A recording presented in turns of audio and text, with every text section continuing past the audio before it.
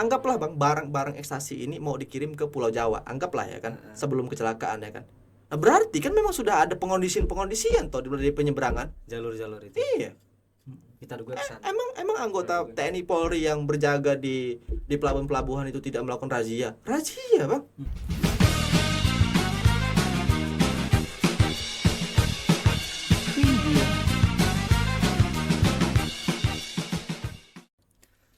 Assalamualaikum warahmatullahi wabarakatuh. Alhamdulillahirabbil alamin. Allahumma sholli ala Muhammad ya rabbi sholli alaihi wasallim. Sallallahu ala Muhammad, sallallahu ala Muhammad, sallallahu ala Muhammad. La haula wala quwata illa billahil adil azim. Alhamdulillah, sahabat ngaji realita dimanapun Anda berada, mudah-mudahan senantiasa diberikan keberkahan oleh Allah Subhanahu wa taala sehingganya bisa tetap beraktivitas, karena dari ungkapan rasa syukur pastilah Allah akan memberikan kita nikmat yang berlebih dan berlebih.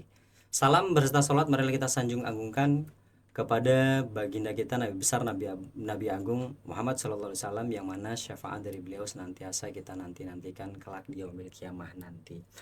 Pada sore hari ini kita akan membahas satu kasus yang cukup buat heboh, ya, bukan hanya di provinsi kita tercinta di Provinsi Lampung, tapi ini levelnya sampai ke kancah nasional. Mengenai kecelakaan mobil di tol Trans Sumatera, yang kemudian di situ ada ditemukan 207.000 butir ekstasi. Itu banyak sekali, dan hari ini kita sedang bersama salah satu tokoh muda, aktivis. Nah, beliau Ketua DPC Permahi Lampung. Nah, bersama kami sudah ada Bang Tri Hirmadona ya Bang. Siap bang. Selamat datang. Alhamdulillah bisa membersamai kita di NU Media Studio. Siap. Bang, langsung aja nih. Jadi Permahi Bang, mengenai Permahi bisa disampaikan sedikit apa sih Permahi itu Bang?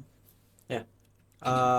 Permahi itu sendiri adalah singkatan daripada Perhimpunan Mahasiswa Hukum Indonesia, yang kebetulan memang dia tersebar di berbagai provinsi maupun kabupaten, yang kebetulan ada satu pusat di Jakarta, dan kebetulan saya sebagai ketua DPC Perhimpunan Mahasiswa Hukum Indonesia di bagian Lampung. Nah, kenapa belum ada di kabupaten kota dan semua masih di bawah naungan saya? Karena Permahi sendiri lahir 1982, 5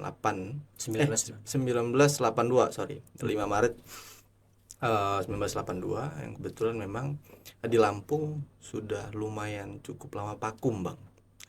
Dia vakum di tahun 2015-2016 kebetulan oleh kawan-kawan maupun senior daripada Universitas Lampung, yang kebetulan memang saya hidupkan kembali dari tahun 2023 selaku ketua PJS yang hari ini sudah definitif. Nah, Permahi sendiri ini adalah organisasi kemahasiswaan yang lebih sifat keprofesian sebenarnya bang. Oh gitu. Ya, lebih keprofesian sebenarnya kan. Jadi dia makanya beberapa orang kebingungan mungkin ya, kenapa ada beberapa mahasiswa yang sudah mahasiswa akhir maupun sudah lulus tapi masih di Permahi sebenarnya.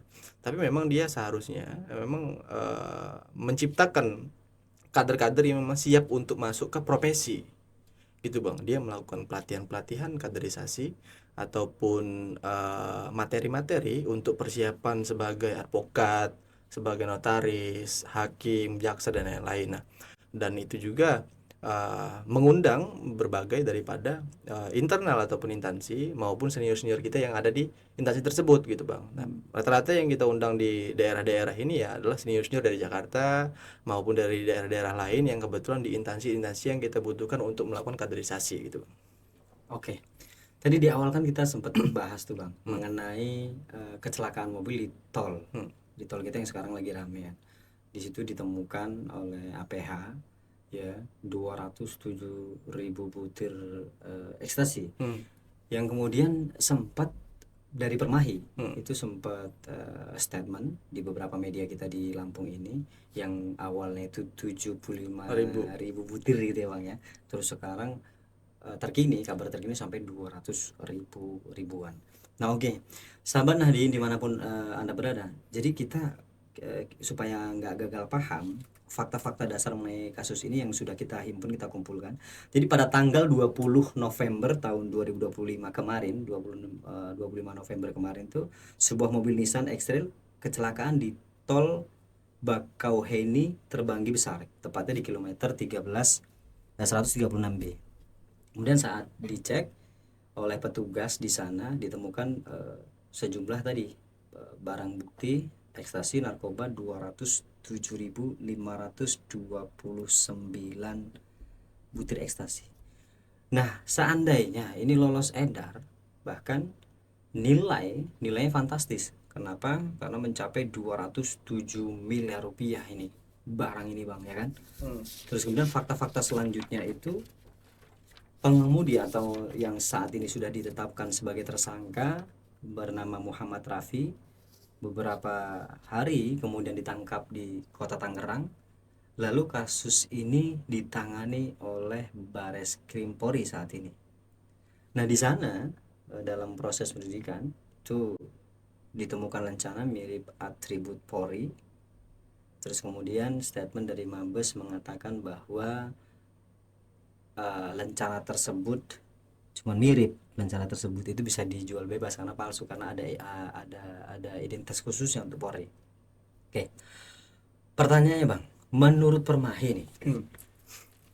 Menurut Permahi, apakah temuan lencana yang tadi itu biasa-biasa atau gimana? Kalau menurut Abang?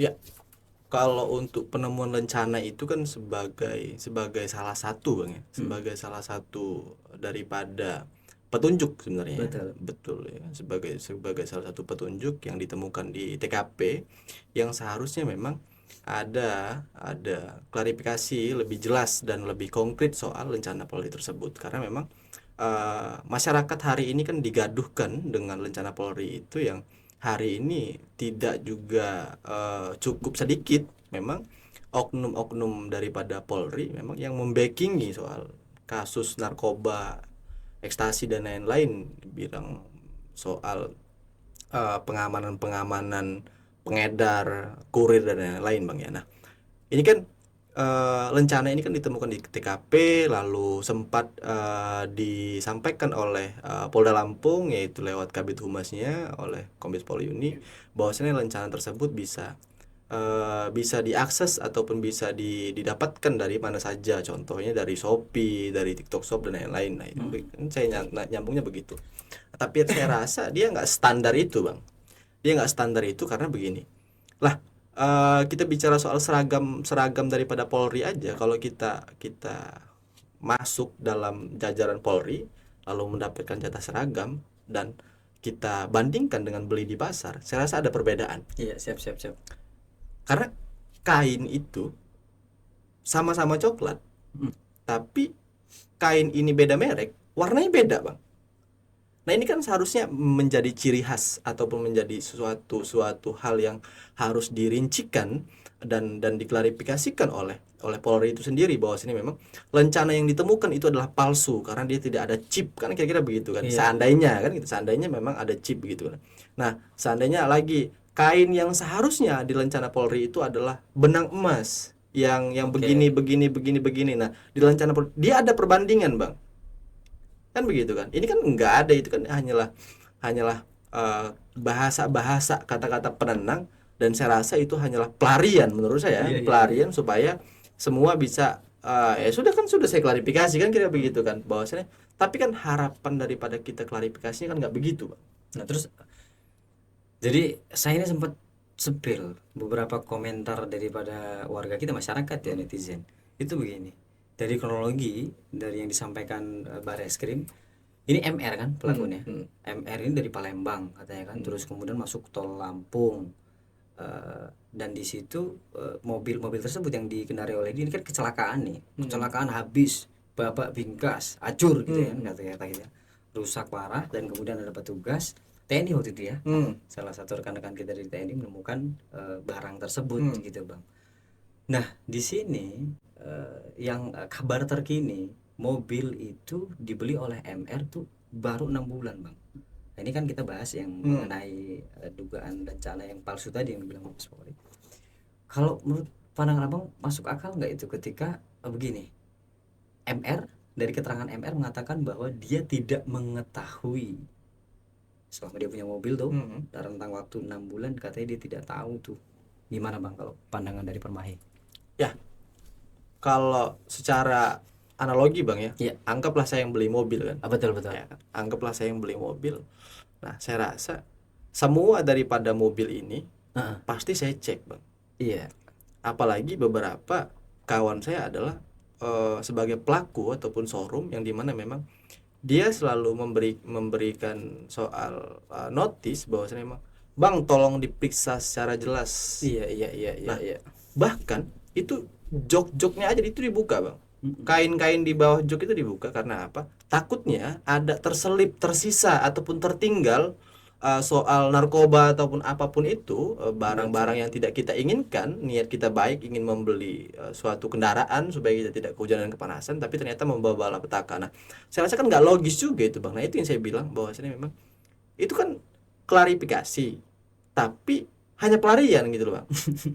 Kan Iya, kan iya. masyarakat minta klarifikasi toh. Iya iya benar benar. Nah, mereka sudah klarifikasi bahwasanya memang si MR tidak mengetahui bahwasanya ada rencana tersebut. Selesai. Mereka sudah melunturkan soal, mereka melakukan klarifikasi. Berapa hari sih rentang dari kejadian tanggal 20 November 2025 kemarin itu sampai kemudian ditangkap? Itu berapa hari bang? Kalau nggak salah itu kurang lebih 3 hari bang. Iya 3 hari. Sekarang kan masyarakat juga nanya nih proses dia kabur itu seperti apa. Mobil kan ringsek tuh.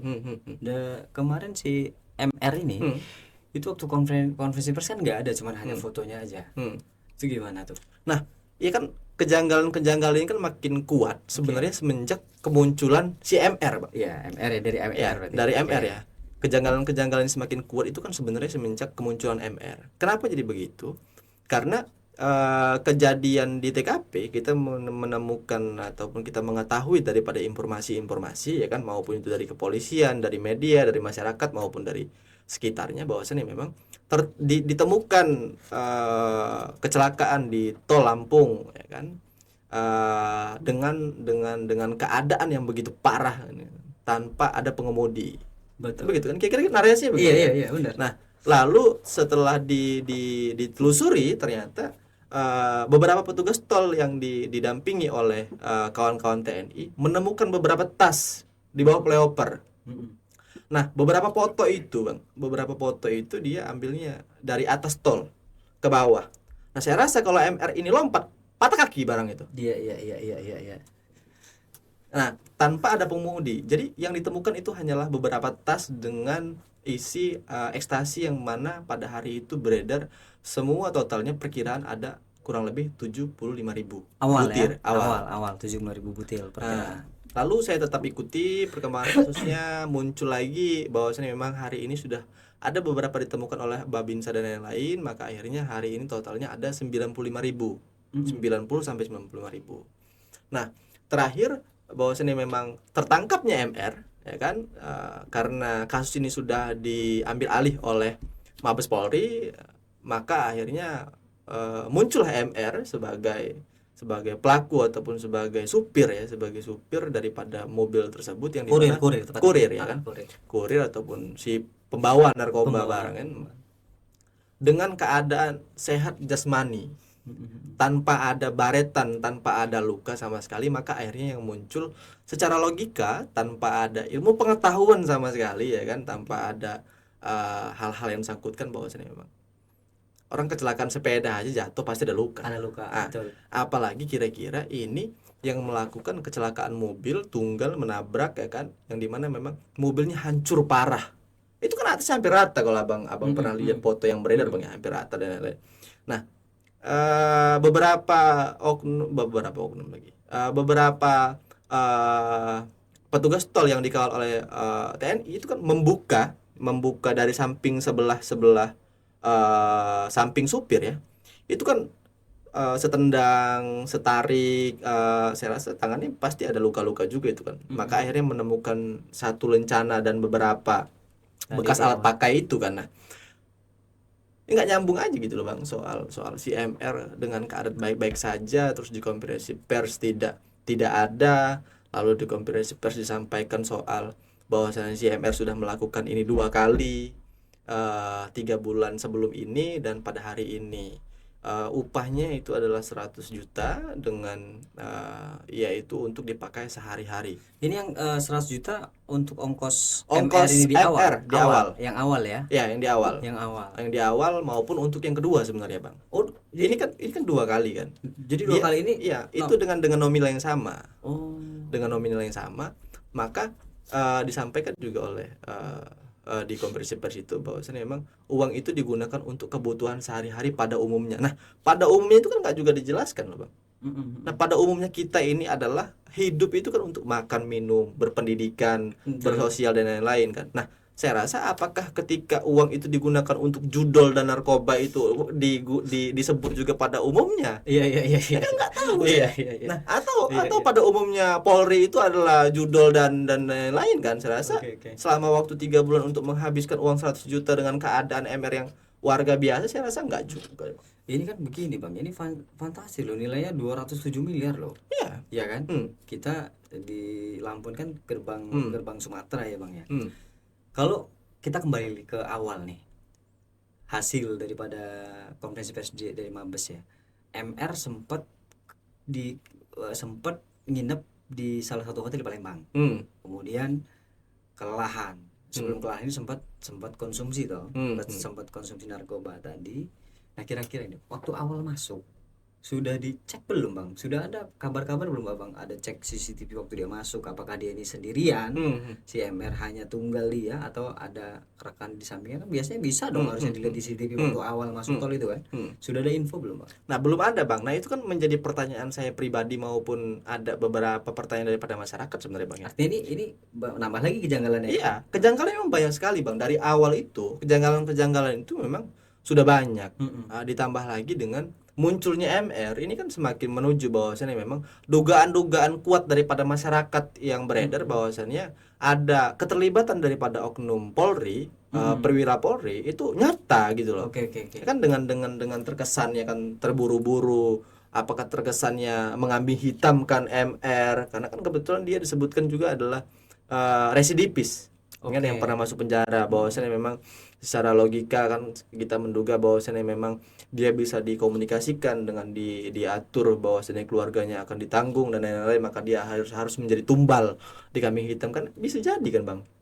Kan semakin kuat kan dugaan-dugaan daripada masyarakat bicara soal itu. Nah, itu kan seharusnya yang menjadi klarifikasi lebih jelas kan soal itu, maksudnya lebih rinci Bang, bukan hanyalah klarifikasi soal penyampaiannya. Ya sudah selesai, sudah konferensi pers, sudah ditemukan, sudah ditetapkan segala macam dan selesai begitu saja Bang. Nah, saya rasa ini bukan isu ataupun bukan sebuah kasus yang biasa-biasa aja gitu loh. Nah, dan juga di konferensi pers disampaikan bahwasanya memang kasus ini diambil alih oleh Mabes Polri dikarenakan sudah bukan lagi kasus provinsi, tapi sudah menjadi kasus lintas provinsi. Oke. Lampung, Palembang, kan kira-kira begitu kan. Nah, saya rasa ada satu kasus yang sampai hari ini belum diambil alih oleh Mabes Polri, yang saya rasa ini hampir lintas pulau. Oke. Ini kasus yang mana nih? Ada kasus nih. Ada kasus juga suatu di Polda, satu case tahun 2023 akhir, yang dimana memang ada 4 tahanan kurir narkoba sabu-sabu tertangkap ratusan kilo. Oke. Kabur daripada rutan Polda dengan geraji besi, yang kebetulan mereka warga Aceh. Oh iya. Yang awal. Lampung ini gerbang Lampung ini gerbang Sumatera Bang. Aceh ini adalah ujung daripada Sumatera. Nah, saya rasa makanya saya bilang hampir beda pulau gitu nih kan. Iya. Nah, kenapa nggak diambil alih oleh Mabes Polri gitu loh? Saat itu ya. Saat itu. Nah, sampai hari kan belum terungkap juga bahwa memang betul ada perkembangan bahwa memang sudah ditangkap supir daripada si supir travel ya. Ya. Yang kita ingat. Tapi kan yang kita harapkan itu kan bukan supirnya Bang. Iya. Tapi kan pelakunya. Bonggol besarnya ini mana gitu kan. Nah, jangankan kita mau bicara soal pengungkapan secara demikian rupa ya sampai ke akar-akarnya, toh kurirnya aja lolos Bang. Iya. Dan itu di dalam. Dan itu sudah ditetapkan ataupun sudah dikurung kan kira-kira gitu. Sudah dikurung, sudah ada dikurung, gergaji besi tadi. Ada gergaji besi. kan nggak logis aja sih sebenarnya bang. Nah maka itu kan menjadi apa, kejanggalan kita ini kan sebagai masyarakat maupun saya sebagai ketua Permahi Lampung juga kan dalam tanda kutip kan sebenarnya ini kerja atau klarifikasi supaya pembersihan aja kan gitu loh.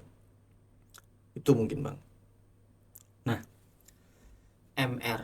Jadi banyak tuh ya, ada beberapa kejanggalan yang sudah kita bahas nih, Bang. Terus kemudian mengenai ini, tadi kan lencana Kombes Yuyun juga sempat konfirmasi ya, sempat Abang juga sempat komunikasi dengan Humas. Enggak. Oh enggak, Ya, dari media dari media.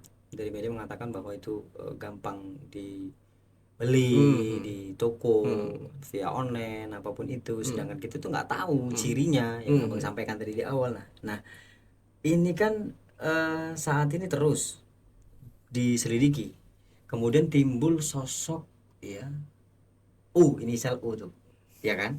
Ini ada inisial U yang kemudian sedang dilakukan pengejaran. U ini kan siapa nih? Ya kita belum tahu U ini. Kalau menurut pendapat Abang, apakah langsung jauh kita ke U atau selidiki dulu nih fakta-fakta di awal ini, kejanggalan-kejanggalan di awal ini gitu. Artinya kan publik saat ini belum puas juga nih mengenai lencana, terus mengenai proses dia kecelakaan, mobil ringsek, kita nggak tahu dia ini kok baik-baik saja gitu kan ya. Mana dulu nih kalau dari teman-teman Permahi? Ya, kalau kita sendiri kan pasti dia mengungkap dari bawah bang ya. Dari bawah kan, dari si pelaku yang ditetapkan untuk pengembangan dan lain-lain. Nah seharusnya kan dia harus sesuai dengan kejanggalan daripada masyarakat ini kan. Ada beberapa mungkin yang benar tapi tidak benar kan begitu bang. Nah itu kan seharusnya diklarifikasi dengan selesai dulu kan, apa sih harapannya daripada masyarakat ini. Jika dia memang butuh klarifikasi secara demikian rupa, nah mereka kan seharusnya mengabulkan itu kan, bukan mengabaikan itu, tapi dengan beralih bahwasanya memang sudah mengantongi satu nama ataupun sudah mengantongi nama daripada biang ataupun orang penyuplai kan kira-kira begitu. Akarnya, bonggol ya kan kira begitu kan.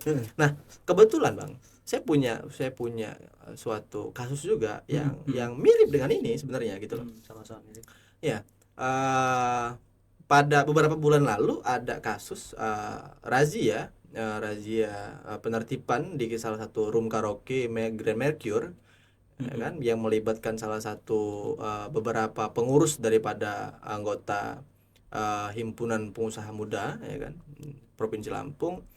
Nah, yang kebetulan memang banyak kejanggalan ya, banyak tuntutan sampai beberapa kali demonstrasi, dan termasuk Permahi pernah melakukan demonstrasi yang mana memang keterangan daripada BNN Provinsi Lampung itu hanya soal kamu orang ini sebenarnya menghalang-halangi saja katanya. Menghalang-halangi saja bahwasanya kami ini sudah berupaya untuk melakukan pembongkaran yang lebih besar daripada ini. Ini masalah kecil dan sepele dan lain gitu loh. Nah, saya rasa ini kan adalah contoh kasus yang sama kan, bahwasanya memang yang ini sudah selesai nih kan, soal di bawah sudah selesai, maka akhirnya mereka mencari suatu alasan untuk supaya ini bergeser, udah nggak lagi ngomongin soal yang di bawah bang, karena kan saya bilang tadi kan harapan daripada masyarakat itu adalah klarifikasi toh soal daripada si MR ketangkap dan lain-lain, hari ini yang bertanggung jawab pada kasus ini siapa kan begitu kan. Nah itu kan sudah terjawab bang sebenarnya. Maka akhirnya harapan daripada masyarakat terakhir itu adalah ungkap kasus dengan sampai ke bonggol-bonggolnya kan kira-kira begitu kan, sampai ke gerbong-gerbongnya. Nah maka mereka melakukan klarifikasi bahwa sudah melakukan ataupun sudah mengantongi nama yang hari ini sedang diburu. Saya rasa Polri ini nggak kekurangan SDM dan nggak kekurangan akses, tidak kekurangan alat untuk mendetek dan memberantas, saya rasa. Nah tapi mengapa seolah-olah susah bang, seolah-olah sulit banget gitu loh, sedangkan saya rasa setiap tahun ada perkembangan soal kesiapan, soal dan lain-lain, soal kesiapan dan soal ketanggapan daripada Polri untuk masyarakat bang. Nah, kacau sih bang. Jadi kan nggak logis gitu ya bang ya. Cara kaburnya itu loh, logis nggak sih si MR ini kecelakaan tadi kan rusak tiba-tiba nyampe Tangerang gitu. Iya bang, seharusnya kan banyak yang dilibatkan. Seharusnya ketika memang kita menduga bahwa si MR ini dikambing hitamkan bang ya, seharusnya kambing hitamnya banyak bang. Oke. Oke, iya. Iya kan? Bener. Seharusnya kambing hitamnya banyak. Iya. Harusnya ada juga yang dikambing hitamkan daripada pegawai tol yang membantu akses keluar daripada tol. Iya. Lalu Cara ada lagi, kabur, ya cara ada lagi rekanan daripada MR yang dikambing hitamkan supaya dia bisa melolosi Merak.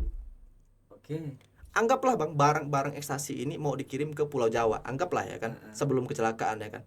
Nah berarti kan memang sudah ada pengondisian toh di penyeberangan. Jalur-jalur itu. Iya. Kita duga kesana. Emang anggota TNI Polri yang berjaga di pelabuhan-pelabuhan itu tidak melakukan razia? Razia bang. Kita ini kan sama-sama sering kan. Lampung Jakarta dan lain-lain kan. Nah maka akhirnya untuk melakukan penyeberangan si MR ini berarti kan ada yang bantu toh. Iya. Ada yang mengantarkan kan. Karena nggak mungkin bang dengan kecelakaan dia yang dengan segitu parah, dia masih sadar, masih bisa lari ke but ya kan, cari bis atau dia pesan Gojek ya kan, terus cari travel. Menarik nih bang, apakah kemudian bagian daripada rencana yang kemudian dikatakan palsu tadi? Kan begini, kalau misal di C3 ya, C3 Ranmor segala macam, begitu ada kasus itu, begitu tersangka ditetapkan ternyata senjatanya palsu begitu. Nah ini rencana palsu kan ada kemungkinan untuk menakut-nakuti ya kan, kalau sudah legal dan sebagainya. Nah di sini rencana palsu ini apakah untuk memuluskan itu? Salah satunya mungkin ya, ada kita bisa praduga ke sana. Semudah itukah? Misal saya pengemudi nih, begitu abang di situ sebagai petugasnya melintasi itu, saya nunjukin itu, abang langsung percaya nggak kira-kira? Ya enggak lah bang. apalagi di rencana itu tidak ada identitas bang ya. Betul. Nah, itu sudah dibuang kan, kita nggak ada yang tahu kan. Ya kan. Nah yang ditunjukkan itu bukan rencana bang, tapi KTA toh. Iya betul. Nah beberapa kita ini kan melakukan ataupun kita lihat beberapa oknum bang ya, beberapa oknum anggota penegak hukum yang ditertibkan di razia-razia di jalan zebra maupun Krakatau. Ketika dia kena tilang, dia menunjukkan KTA bahwasannya dia adalah senior, dia adalah juga anggota Polri, maka akhirnya dia tolong dibantu lah soal untuk melakukan tugas dan yang lain lah, anggaplah kan begitu lah. Saya rasa apalagi ini mau melakukan penyeberangan bang, nggak semudah itu bang. Nah apalagi semenjak ada beberapa kasus soal pengiriman gabah dari Lampung ke Pulau Jawa kemarin sangat besar-besaran yang sempat dipiralkan oleh beberapa selebgram itu kan. Nah itu kan penjagaan di pelabuhan itu kan semakin ketat bang. Oke, dari situ ya kita. Nah ketika memang benar MR ini bukan dikambing hitamkan, seharusnya terungkap semua dong. Jika memang dia bukan anggota Polri, berarti dia anggota TNI. Kemungkinan ke sana. Yang berjaga di pelabuhan, anggota penegak hukum siapa yang lagi berkolaborasi? Bang, tapi waktu yang nemu pertama ini, rencana ini kan kawan-kawan kita TNI tadi kan ya. Itu berapa orang yang nemenin beliau waktu itu? Nah, kalau saya kurang tahu juga bang, beberapa orangnya ya belum. Saya juga kurang tahu kalau beberapa orangnya, tapi yang pasti kan kita melihat ada beberapa orang ya bang, ada beberapa orang, lebih daripada satu orang, dan itu memang dengan petugas tol. Nah itu kan yang langsung mencuat ke publik kan, terus muncullah rencana, baru berdatangan para anggota daripada Polri itu sendiri bang. Jaringan, kalau kita bicara masalah jaringan, ini kan nggak sepele, ini barang banyak banget bang, ini ngerusak banget kan ya. Apakah kemudian bisa kita bisa menjas ini jaringan internasional? Apakah hanya antar pulau tadi yang seperti abang maksud? Nah kan kita ini bukan pertama kali bang. Oke, yang tadi ada kasus yang abang sampaikan di awal. Iya. Terus kemudian rekan-rekan kita kemarin dikirim Mercure gitu ya. Iya. Dan ini jaringan apa ini?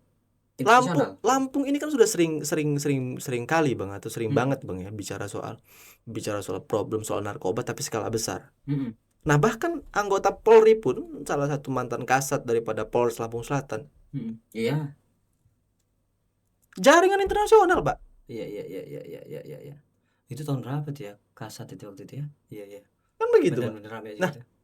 jadi wajar, sangat wajar ketika memang kita sebagai masyarakat itu menduga banyak sekali oknum Polri hari ini yang terlibat dalam kasus-kasus narkoba.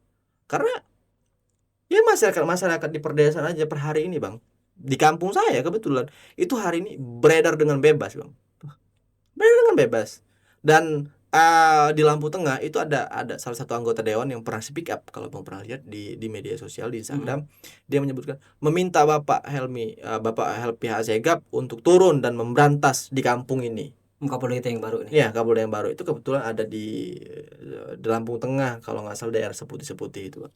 Nah, berarti kan memang secara masif kan ini kan narkoba ini maupun bicara soal sabu-sabu, ekstasi dan lain-lain, berarti kan dia sudah tersebar secara masif di Lampung bang. Nah berarti kan apakah dengan mudah ini bisa diselesaikan dan diberantas? Saya rasa enggak juga bang. Nah maka masyarakat harusnya terus mendorong dan terus menekan dan meminta daripada aparat penegak hukum untuk membongkar dan tidak lagi memandang bulu seperti arahan Bapak Prabowo kan. Kalau Bapak Prabowo bilang sekalipun dia anak jenderal, suruh jenderal untuk menghadap saya, kan kira-kira begitu bang. Oke, iya, iya, iya, iya. Kepemimpinan kepolisian daerah Lampung ini kan ada di tangan Bapak Helpi Hasegap hari ini kan. Nah seharusnya Bapak Helpi Hasegap harus sesuai juga dengan dengan tupoksi dia selaku pimpinan, bahwasannya semua instruksi pada hari ini ada di tangan dia. Kalau dia menginstruksikan untuk membongkar, saya rasa kebongkar bang. Atau dia dimutasi Gitu. pilihannya. Ini duga-dugaan kita ini kan begitu kan, namanya dugaan masyarakat yang hari ini sudah beberapa kali punya contoh case yang sama bang. Iya, iya, iya, iya, iya.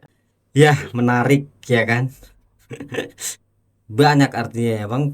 Terus begini, Permai ini kan pasti punya partner, rekanan, relasi segala macam. Dalam mengenai beberapa kasus ini ya, untuk di narkoba tadi kan sempat Permai ini cukup vokal bang, sampai ke pusat ya kan, dari pusat abang sering Jakarta Lampung ngurusin ini.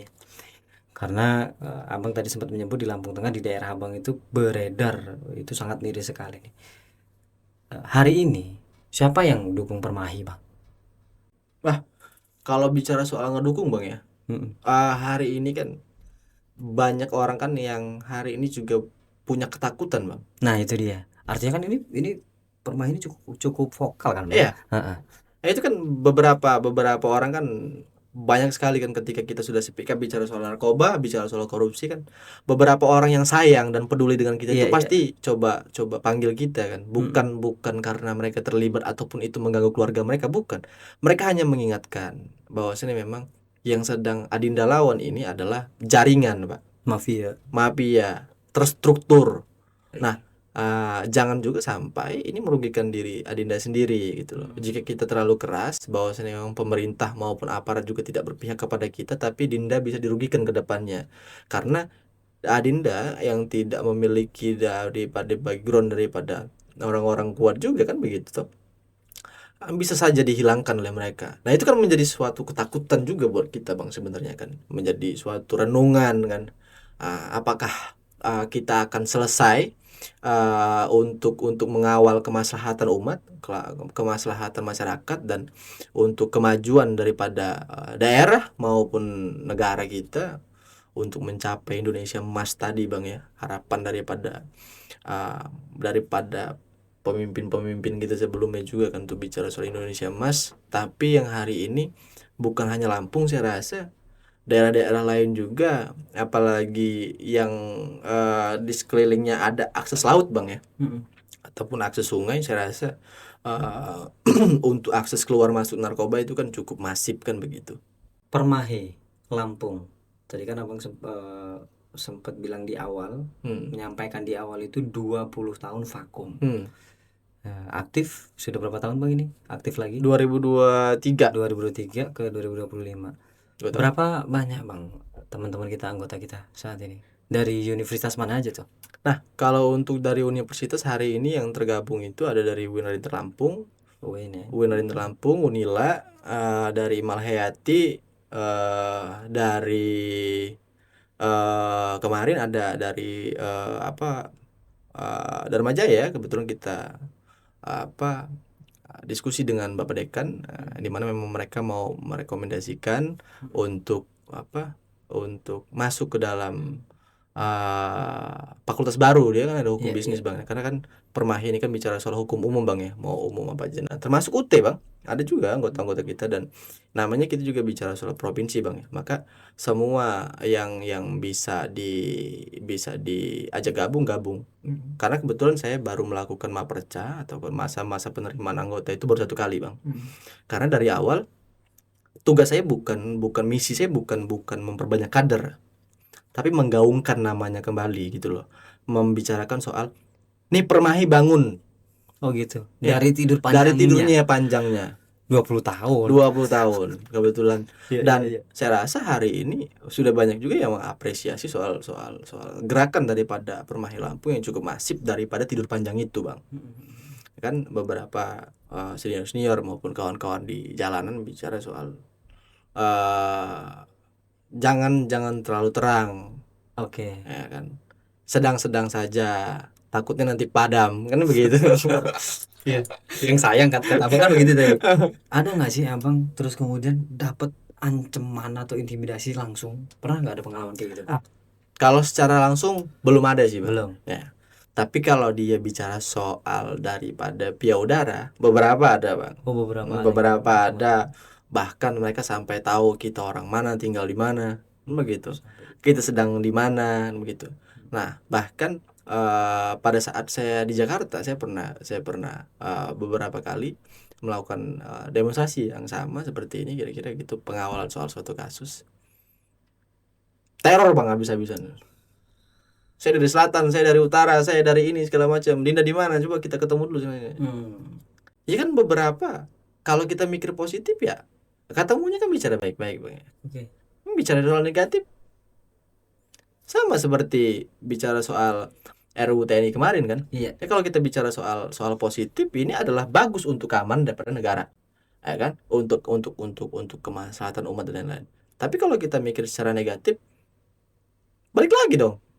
Maka kemudian api abang tetap membara, nggak akan padam. Iya kan begitu. Nah, bahkan balik lagi, maka akhirnya ada sudut pandang itu kan. Maka akhirnya saya rasa kalau dia bicara soal teror secara langsung, saya belum Bang.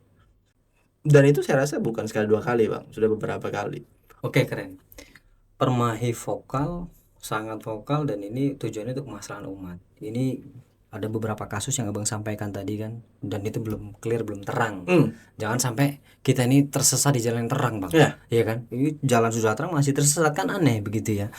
Nah, dukungan dari Pemda Bang ke teman-teman Permahi itu apa? Ada nggak? Kalau dukungan dari Pemda saya rasa sampai hari ini belum Bang ya. Oh belum.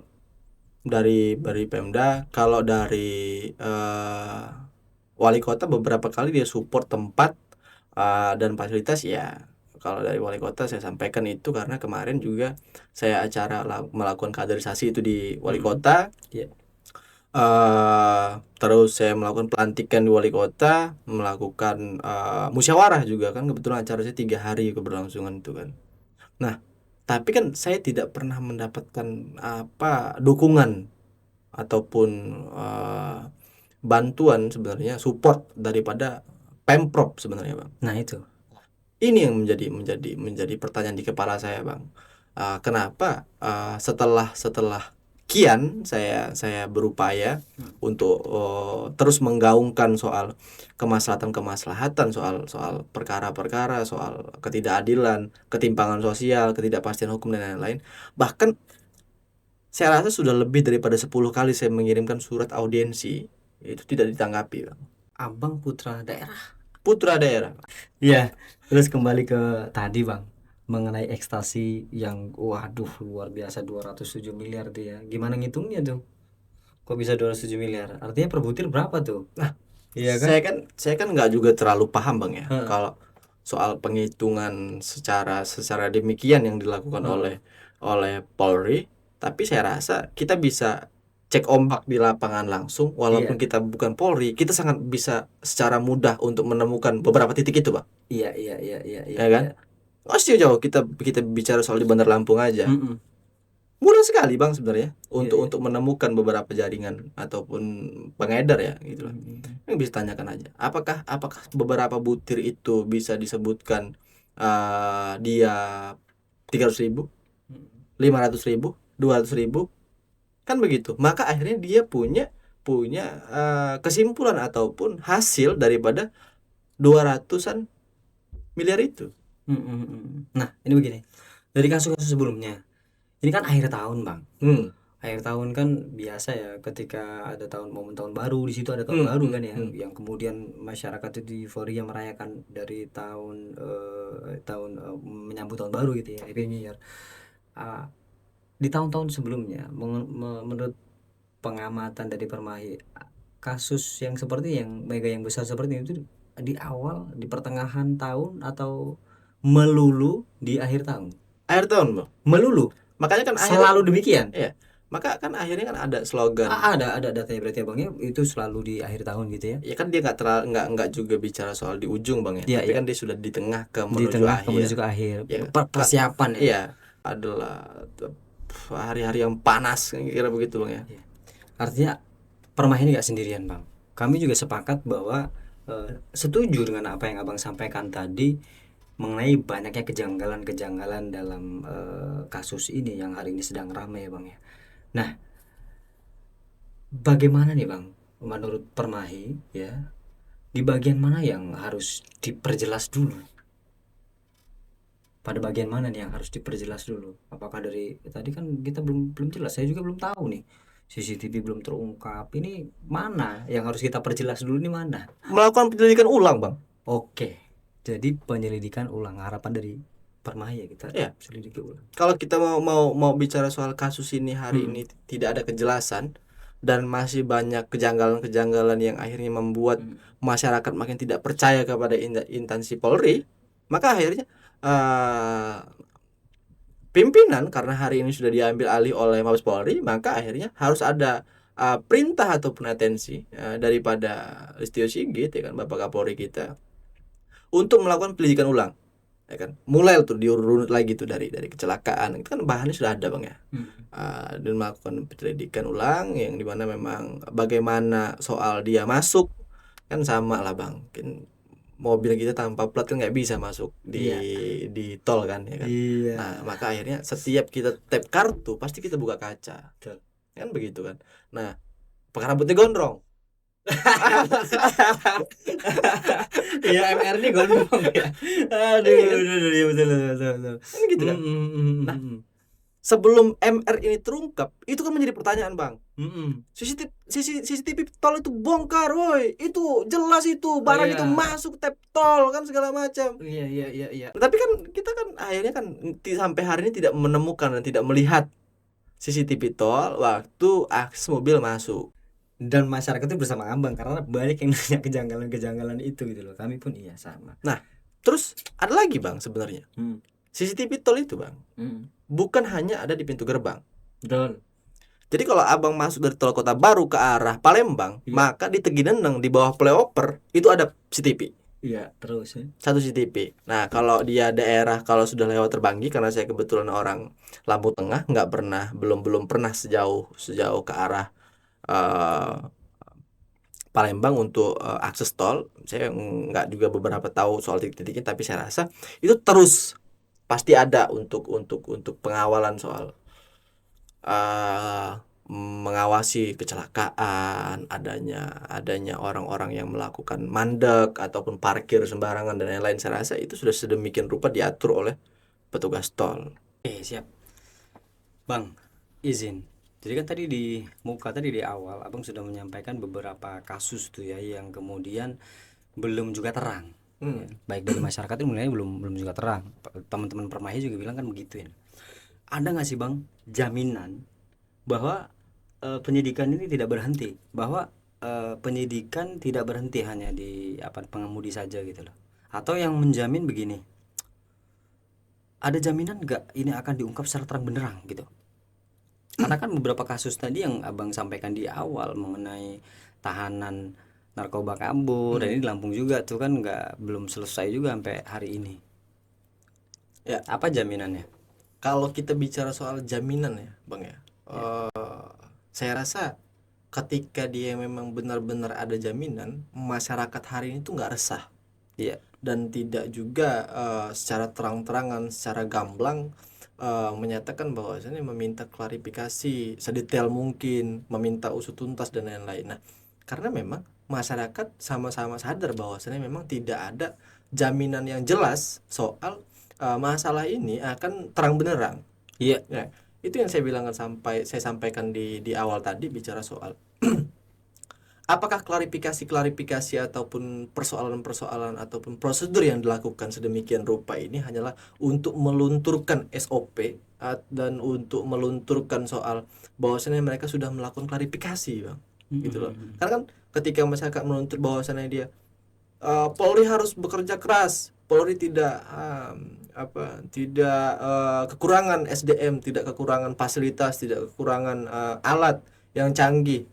Nah, maka akhirnya mereka menetapkan si pelaku yang ditetapkan sebagai tersangka, yaitu ditemukan di Tangerang dan lain-lain, kan begitu kan. Nah, muncul lagi nih tuntutannya, lah kok bisa nggak ada luka segala macam, konferensi pers dia kan begitu. Nah itu kan terus begitu kan sampai akhirnya maka akhirnya Polri akan terus bekerja keras untuk mengusut sampai tuntas, maka akhirnya sudah mengantongi nama dengan inisial A, B, C, D seandainya kan begitu. Nah, maka saya rasa tidak ada jaminan yang cukup jelas soal itu untuk masyarakat benar-benar yakin dan percaya kepada Polri bahwasanya bisa memberantas dan menghapus semua penyebaran dan peredaran narkoba di Lampung maupun di Indonesia. Kalau untuk Lampung, pandangan Abang, darurat nggak sih narkoba ini kita? Darurat, Bang. Darurat. Jadi bahasa anak muda sekarang ini cari narkoba itu sama kayak cari gorengan. Akhirnya kita begitu. Jadi kalau kita cari gorengan mau di kampung maupun di kota, dia di setiap sudut ada, Bang. Nah, berarti kan narkoba kan sudah menyebar secara masif dan merata kan. Nah, maka saya rasa dengan sekian masifnya ataupun sekian maraknya, kenapa dia tidak juga bisa terselesaikan juga masifnya, maka akhirnya kita patut menduga-menduga kan ada backing, ada keterlibatan aparat, ada keterlibatan pejabat dan lain-lain, begitu kan Bang? Oke. Karena ini masif Bang di Lampung pun ya, dan kemudian darurat ya. Gimana nih saat ini kan Permahi itu gencar-gencar, dan bukan hanya saat ini, di periode sebelumnya juga iya kan, kepemimpinan Abang di Permahi sangat luar biasa fokus mengenai narkoba ini. Nah, agar supaya generasi selanjutnya ini kan ada peran, nggak hanya Permahi aja dong ya, peran ulama, peran pemuka-pemuka agama dari agama manapun. Kalau Abang boleh kasih saran itu apa? Nah, kalau saran saya sendiri sebagai hari ini milenial Bang ya, sebagai anak muda dan Gen Z dan lain-lain lah sebagai keterwakilan, semua itu kan harus memiliki peran yang sama Bang. Memiliki peran yang sama untuk memerangi narkoba. Kan begitu. Saya sebagai anak mudanya memerangi narkoba, terus orang tuanya juga dia harus kooperatif bicara soal ketika suatu saat anaknya terlibat narkoba dan tidak lagi melakukan upaya-upaya untuk penebusan dan lain-lain melalui RJ. Karena sering terjadi begitu ya. Melalui RJ dan lain-lain dengan dalih bahwasannya anaknya tidak terlibat, anaknya hanya ikut nongkrong dan lain-lain. Nah, ini kan ketidakpatuhan juga terhadap hukum Bang, begitu loh. Nah, percuma kan kita sebagai anak muda terus memerangi narkoba, terus menggemborkan, terus mengibarkan soal peperangan terhadap narkoba dari kelompok ke kelompok, terus berbarengan dengan ulama, berbarengan dengan tokoh-tokoh yang lain segala macam, tapi ternyata pemakai narkoba itu adalah orang-orang tua itu sendiri. Nah, maka akhirnya kita harus memiliki peran yang sama, maksud saya Bang. Kita harus sama-sama belajar bahwasannya memang narkoba ini secara perlahan dia menggerogoti kita kan. Entah itu soal tubuh, soal pikiran, soal apalagi soal keuangan Bang ya. Dengan rata-rata kita penghasilan ataupun pendapatan di Lampung. 2045 diharapkan generasi emas bermunculan. Generasi emas itu kan harapan yang hari ini hampir nihil sebenarnya Bang. Begitu. Ya, generasi emas ataupun Indonesia emas, bahkan ada beberapa slogan bicara soal Indonesia gelap. Ya, Abang pasti pernah dengar soal slogan Indonesia gelap. Karena apa?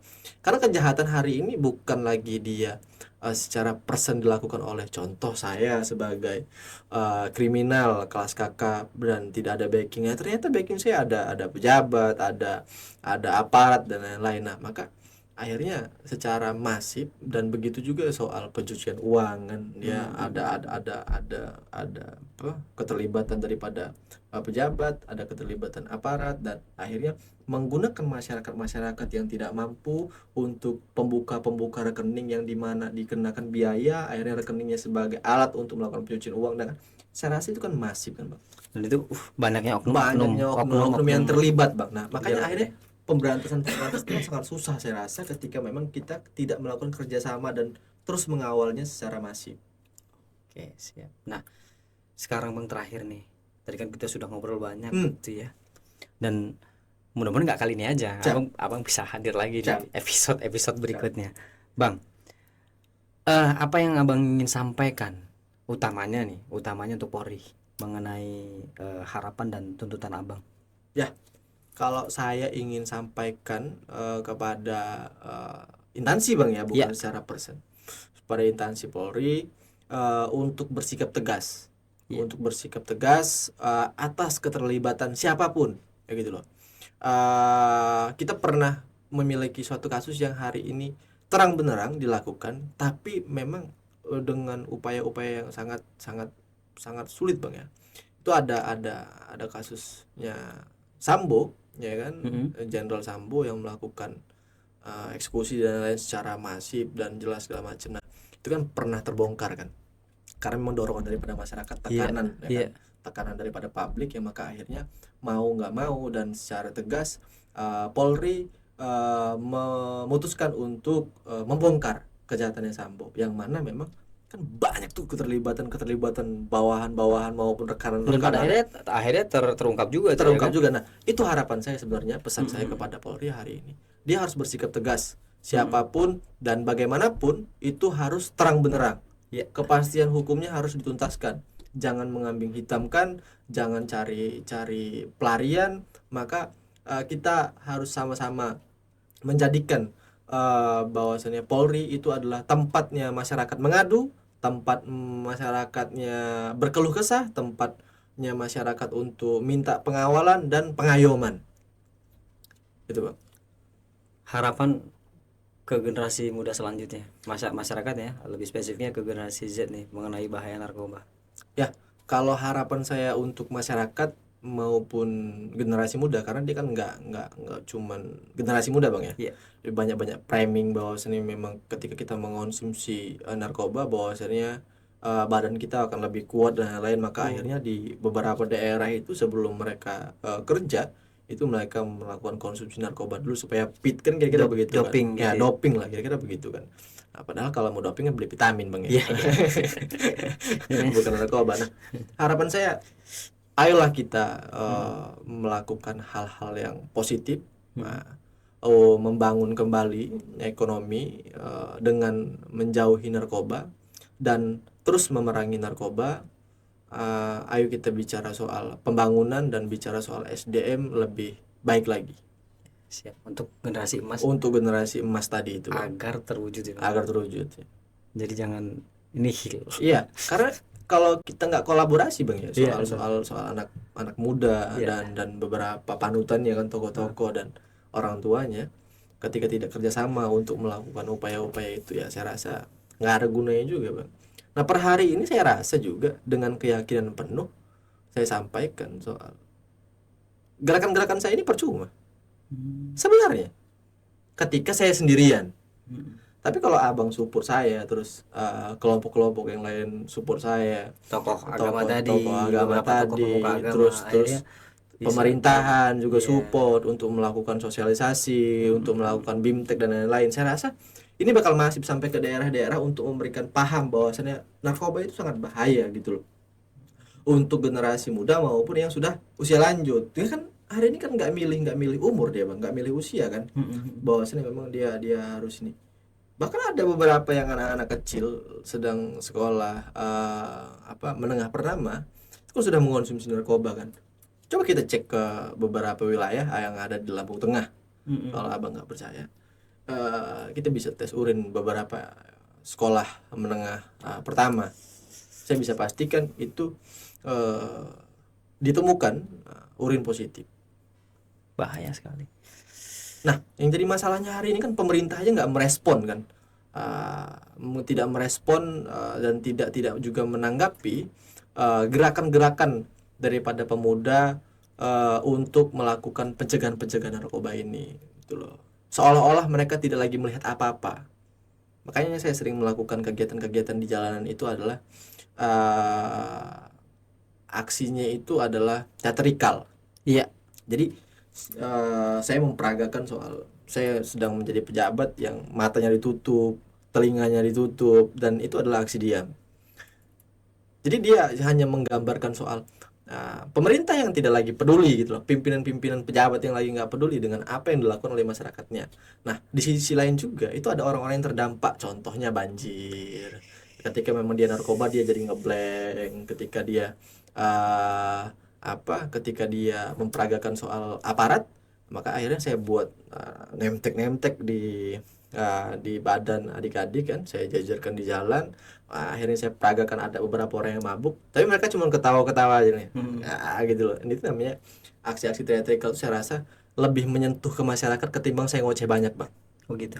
Ya, karena pasti ada beberapa masyarakat juga yang menolak, apa sih anak kecil lo bicara apa. Nah itu kan menjadi persoalan baru lagi bang, itu kan bahwasannya memang sudahlah, anak kemarin sore mau ngomongin jauh segala macam. Nah kan kita akhirnya dibuat drop, kita dibuat stuck bahwasannya mau cara apa lagi nih untuk menyampaikan supaya mereka sama-sama paham. Karena sebenarnya ketika kita tidak benar-benar terlibat bang ya, maka akhirnya kita tidak merasakan itu loh. Itu juga yang saya sampaikan dengan adik-adik kemarin untuk wilayah Sumatera yang terdampak bencana kan, begitu kan, saya bilang gitu. Kamu orang nggak merasa sedih karena itu bukan keluarga kamu orang, tapi saya sampaikan ke kamu orang, saya sangat merasa sedih karena di Aceh itu adalah tempat saya KKN kurang lebih 2 bulan, saya banyak keluar di sana dan mereka terdampak banjir. Begitu juga di Medan, saya bilang banyak rekan-rekan organisasi maupun keluarga saya juga berangkat dari KKN nasional pada saat itu ya. Mereka terdampak dan hari ini butuh bantuan kita untuk menegaskan bahwasannya bencana alam itu adalah bencana nasional, saya bilang kan begitu. Maka baru adik-adik yang bilang, ya bang kita melakukan bakti sosial, aksi solidaritas dan yang lainnya. Jadi saya selalu menanamkan soal ketika saya gelisah, orang-orang di sekeliling saya harus gelisah. Nah begitu juga ketika saya memerangi soal narkoba, jadi orang-orang terdekat saya dulu lah yang harus memerangi narkoba itu, gitu loh. Bagaimanapun caranya mereka harus paham, karena ketika saya sendiri, maka itu tidak akan mungkin terjadi bang. Dari mereka inilah yang bakal bantu untuk menyebarkan soal bendera-bendera bahwa narkoba itu adalah jahat. Setuju banget. Alhamdulillah dari diskusi ini kita bisa memiliki beberapa kesimpulan, dan mudah-mudahan Bang Tri Romadona selaku Ketua DPC Permahi Lampung kemudian berkenan memberikan waktunya di sesi berikutnya ya Bang ya. Yang pertama, kasus ini besar, wajar publik itu kemudian bertanya, dan ada beberapa fakta resmi, tapi ada juga hal yang masih perlu diperjelas. Publik berhak mendapatkan informasi terang karena nilai barang buktinya sangat besar, nilai barang buktinya itu fantastis sekali, dan Permahi punya peran penting dalam mengawal kasus ini. Permahi punya peran penting dalam mengawal kasus ini, sehingga dibutuhkan dorongan, dibutuhkan dukungan dari mana? Dari mana saja, masyarakat tentunya, terus kemudian tokoh yang kami harapkan itu kami membersamai Permahi, tokoh-tokoh pemuka agama yang seperti disampaikan Bang Dona tadi, dan penyelidikan harus diusut tuntas sampai akhir. Terima kasih Bang Dona sudah membersamai kita di studio kita ini. Ya. Mudah-mudahan berkah selalu, sehat selalu, dan salam-salam dari kami kepada teman-teman Permahi yang lainnya. Siapa tahu nanti ke depan bisa kongko bareng. Intinya berkah selalu, tujuan Permahi ini manfaat. khairun nas anfa'uhum linas, sebaik-baik manusia itu yang bermanfaat untuk manusia yang lainnya. Oke, mungkin itu saja yang bisa kita bahas hari ini. Sampai bertemu kembali di episode selanjutnya, tentu dengan Parmahi, sampai mana proses penyidikan daripada Baris Krim. Yuk, sampai ketemu di ngaji realita berikutnya. Gue Arif pamit undur diri. Wallahul muwaffiq ila aqwamit thoriq. Wassalamualaikum warahmatullahi wabarakatuh.